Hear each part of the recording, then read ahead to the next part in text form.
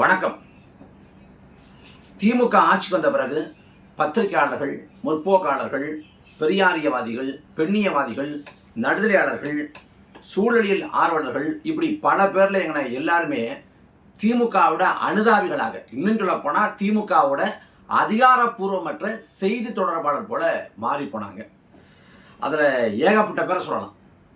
அப்படி பத்திரிகையாளர்கள், ஊடகவியலாளர்கள், முற்போக்காளர்கள், இந்த நடுதலைவாதிகள்லாம் விலை போயிட்டாங்க அல்லது இரையாயிட்டாங்க. ரெண்டுல ஏதாவது ஒன்று தான். அப்படி எல்லாரும் ஒரு சார்பில்லை எடுத்து ஆளும் திமுகவை காப்பாற்றுவதற்கும் திமுகவுக்கு முட்டு கொடுத்து ஒப்பேற்றுவதற்குமாக வேலை செய்கிற இந்த தருணத்தில் நம்பிக்கை அளிக்கும் விதமாக பேசக்கூடிய பத்திரிகையாளர்கள் ரொம்ப சொற்பம்.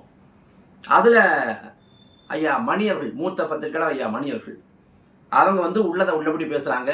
நேர்மையோடு திமுகவை சாடுறாங்க. அவங்க அநியாயங்களை எடுத்துரைக்கிறாங்க.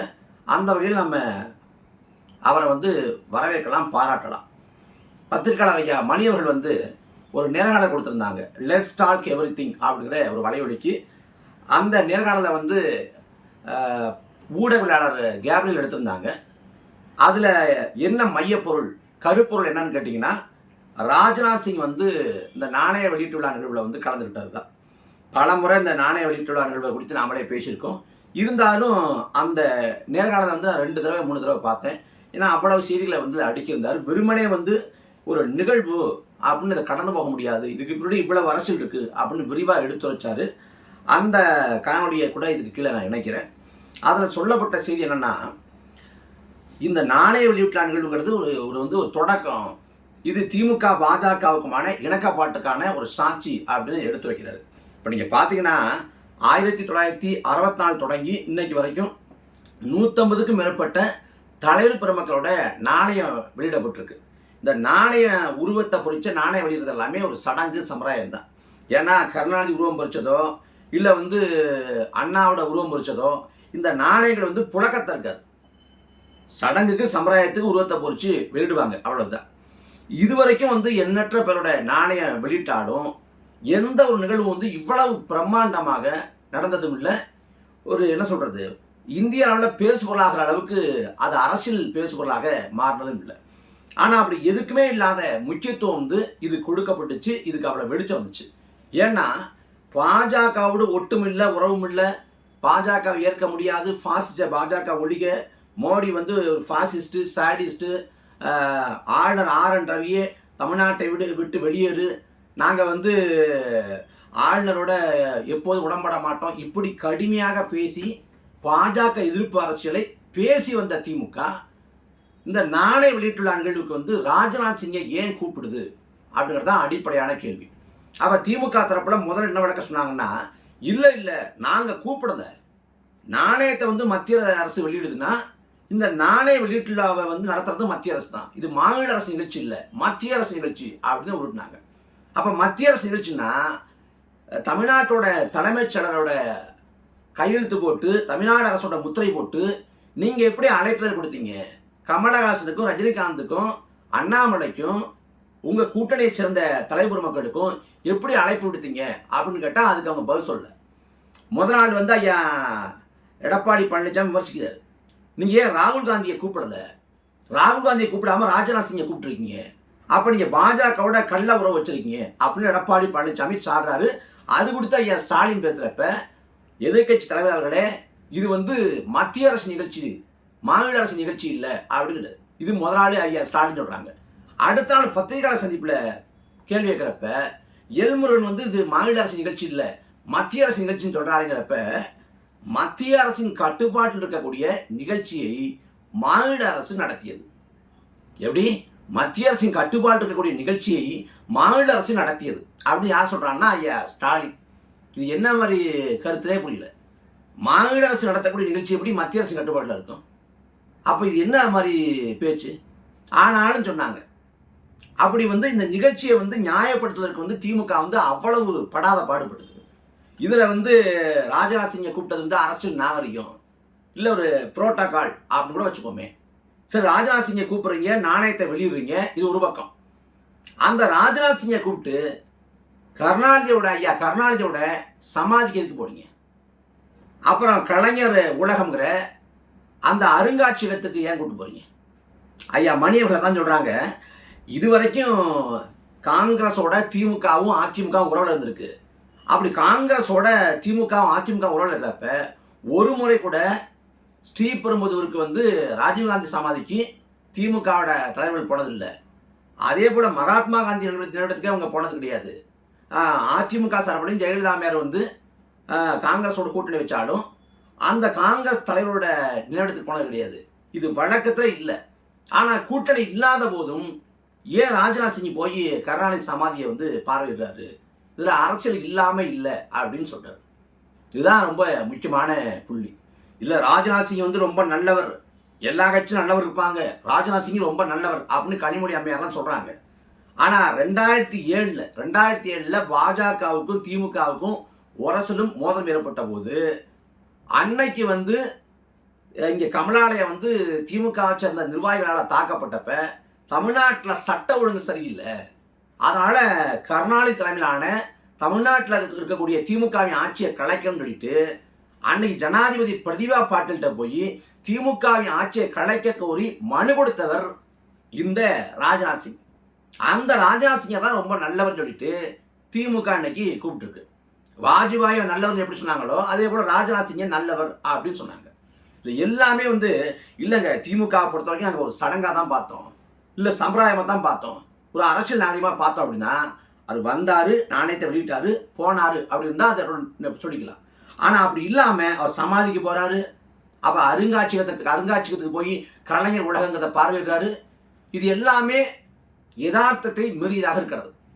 சரி, இப்படி கூட வச்சுக்கோமே, திமுக அதில் அரசியலே பண்ணலை, அவனுக்கு ஒரே நோக்கம் ஐயா கருணாநிதியோட அந்த நாணய வெளியீட்டு நிகழ்வு வந்து சிறப்பாக நடத்தணும், அது மட்டும் தான் திமுக நோக்கம். மற்றபடி திமுகவும் அரசியல் லாப நட்ட கணக்கே இல்லை அப்படின்னு வச்சுக்கோங்க. இதை அப்படி வச்சுக்கலாம். பாஜக சார்பில் ராஜ்நாத் சிங் கலந்துக்கிறாரு. ராஜ்நாத் சிங் கலந்துருந்தா இல்லை ஸ்டாலினே வந்து ஒரு 8லேருந்து 10 நிமிஷம் வரைக்கும் தான் பேசியிருப்பார். ஆனால் ராஜ்நாத் சிங் வந்து குறைந்தபட்சம் 20 நிமிஷத்துக்கு மேலே பேசியிருப்பார். அந்த பேச்சை பற்றி ஐயா ஸ்டாலின் சொல்கிறப்ப திமுக காரங்களே கருணாநிதியை இந்த அளவுக்கு புகழலை, அவ்வளவு புகழ்ந்துருக்கார் ராஜ்நாத் சிங். அவர் புகழ்ந்ததை பார்த்து எனக்கு தூக்கம் வரலை, இந்த புகழ்ந்ததை பார்த்துட்டு பல பேர் வயிற்றுச்சல் படுறாங்க அப்படின்றார். இந்த பேச்சை குறித்து ரஜினிகாந்த் வந்து திமுக மேடையில் சொல்கிறப்ப மோடியோட உத்தரவு இல்லாமல் ராஜ்நாத் சிங் வந்து இந்த அளவுக்கு புகழ்ந்திருக்க மாட்டாரு அப்படின்னு சொல்றாரு. இப்போ திமுகவுக்கு இந்த நிகழ்வை பொறுத்த வரைக்கும் அரசியல் பார்வை இல்லை, ஒரு அரசியலுமே இல்லை. அவங்க வந்து கருணாநிதியோட இந்த நாணய வெளியீட்டு நிகழ்வு வந்து வெகு விமர்சையாக நடத்திட்டாங்க அப்படி வச்சுக்கோமே. ஆனால் பாஜக வந்து அரசியல் இல்லாமல் லாபட்ட கணக்கு இல்லாமல் ஒரு அடி கூட எடுத்து வைக்காது. அவங்க வந்து இங்கே கலந்துகிட்டது ஸ்டாலினை விட அதிகப்படியாக, திமுகவை விட அதிகப்படியாக கருணாநிதியை புகழ்ந்தது. தமிழ்நாட்டில் வந்து பாஜக அரசியல் வந்து திமுக எதிர்ப்பு தான் அரசியல். அண்ணாமலை மிக கடுமையாக திமுகவை சாடினார். டிஎம்கே ஃபைல்ஸ்னு அமைச்சர்களோட ஊழல் பட்டியல் அவனு ஒன்று வெளியிட்டாரு. இதே தமிழ்நாட்டில் திருவாரூரில் வந்து ஒரு வீதிக்கு கருணாநிதியோட பேரை வைக்கக்கூடாதுன்னு சொல்லிட்டு பெரிய அளவிலான கூட்டத்தை கூட்டி திரட்டி அதுக்கு அழுத்தம் கொடுத்தாரு.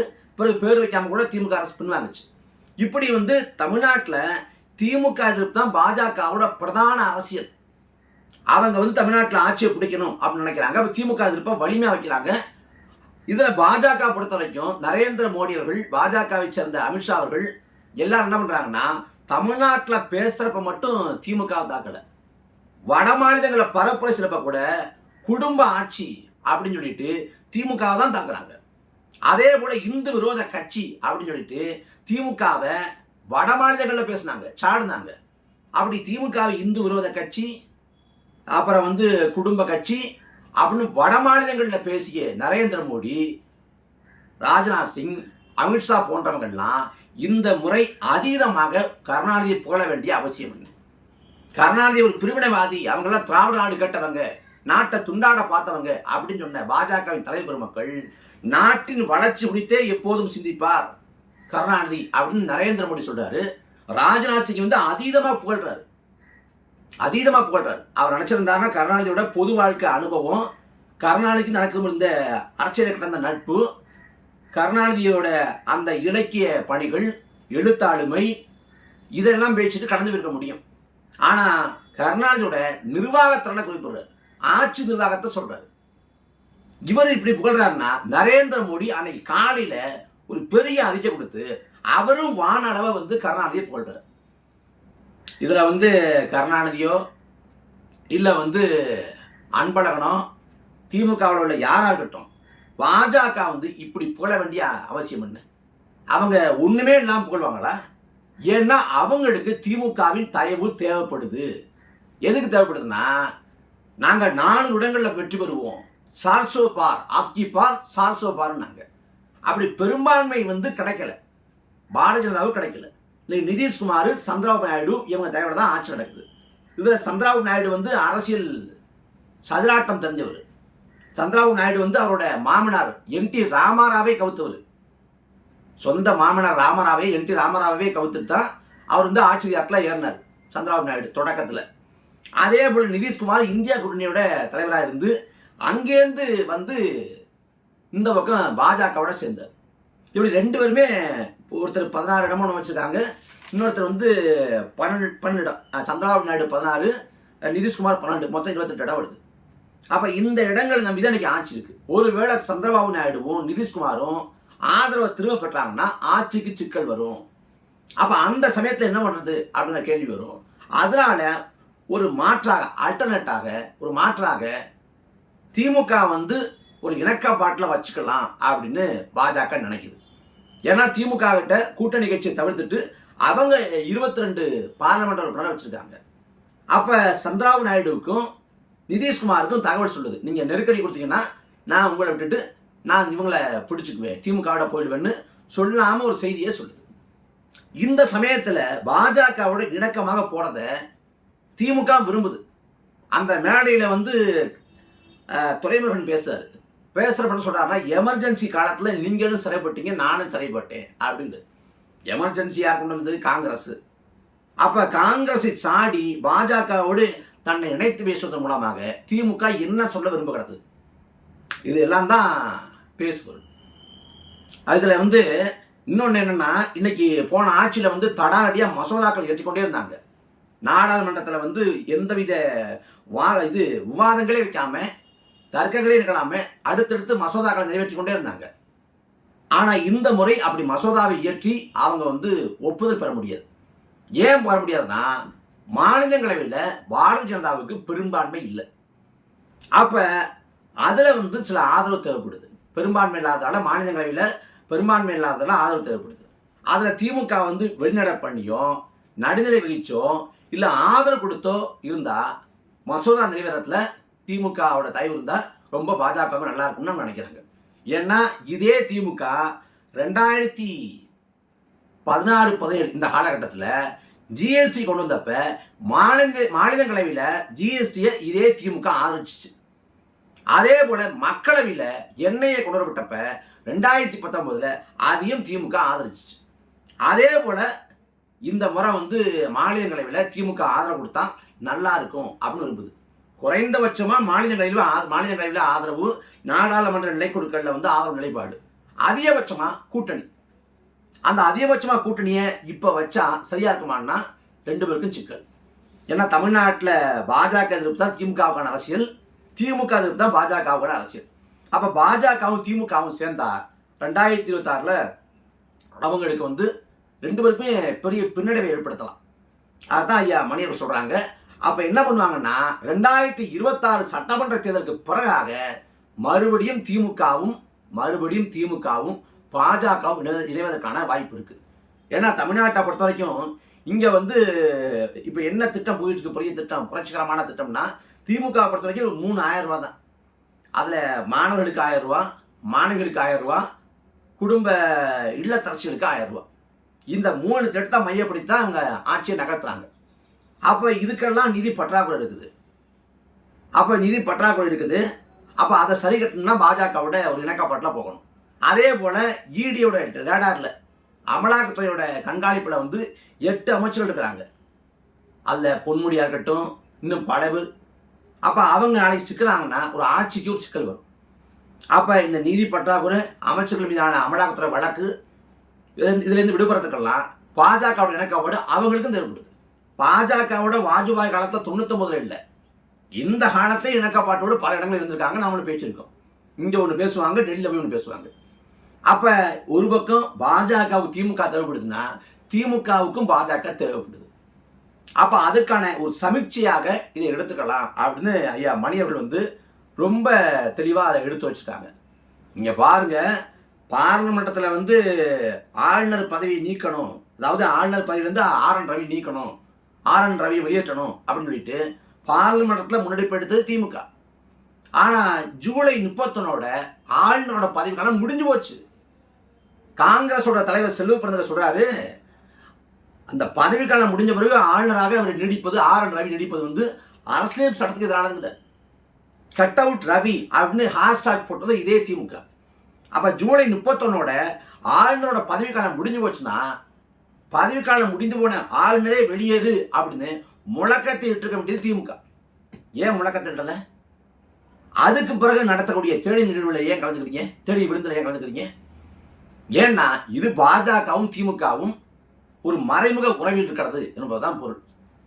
இந்த செய்திகளை வந்து மிக சரியாக ஆழமாக ஐயா மணியர்கள் வந்து இந்த நேர்காணலில் சொல்லியிருக்காங்க. நாமளும் அந்த நேர்காணலில் உள்ள செய்திகள் அப்புறம் இதோட சேர்ந்த செய்திகள் தான் சொல்கிறோம். இதில் வந்து ஊபிகள் உடன்பிறப்புகள் திமுகவை சேர்ந்த அவங்களோட உறுப்பினர்கள், உடன்பிறப்புகளை பொறுத்த வரைக்கும் இணையத்தில் இயங்கக்கூடிய உடன்பிறப்புகள் வேற, களத்தில் இருக்கக்கூடிய உடன்பிறப்பு வேற. களத்தில் இருக்கிறவனுக்கு வந்து அவன் சாதிவரியோடு இருப்பான், மதவரியோடு இருப்பான், பண்ணையார் மனப்பான்மையோடு இருப்பான், அவன் வந்து எல்லா கொடுமையும் பண்ணுவான்.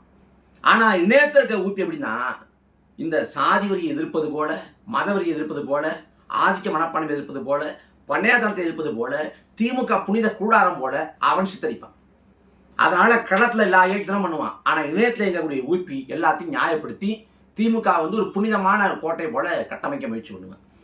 அந்த புனிதமான கோட்டை போல சித்தரிக்க முயற்சி பண்ணுறாங்கல்ல, அந்த கோட்டையில் அண்மை காலத்தில் கடுமையான ஓட்டை விழுந்திருக்கு. அதை சரிகட்ட எவ்வளவோ முட்டு கொடுத்து முயற்சி பண்ணுறாங்க உடன்பிறப்புகள். ஆனால் வரக்கூடிய கால சூழல் உடன்பிறப்புகளுக்கு பல அதிர்ச்சி வைத்தியங்களை கொடுப்பதற்கு காத்திருக்கிறது. அதனால் ஒவ்வொரு நாளும் சம்பவம் தான், ஒவ்வொரு நாளும் உடன்பிறப்புகள் கதல் தான் இனி.